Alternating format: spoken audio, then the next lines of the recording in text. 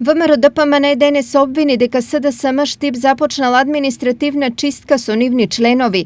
Ветија намалување на администрацијата и ветувањето го исполнија, рекоа од ВМРО ДПМН на денешниот прес. Во текот на вчерашниот ден, поради партиски пресметки, спакувани во незаконски изречени мерки, спроведени во време на корона криза, пред почеток на школска година, на родител на 2 малолетни деца, дисциплинска комисија од општина Штип донесе одлука за отказ од работно место.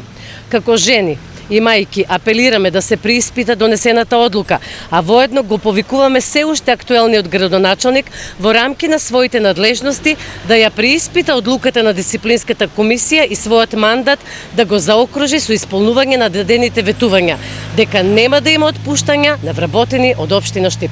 На обвинувањата на ВМРО ДПМН веднаш реагира од локалната самоуправа Штип, каде вработената досега ги извршуваше своите работни задачи. Се уште до мене нема дојдено записник од комисијата за да се произнесам како секретар дали е виновно лицето или не е виновно. Односно, виновноста на лицето против кое се води постапка ја утврдува во сотајно гласање комисијата, дисциплинската комисија.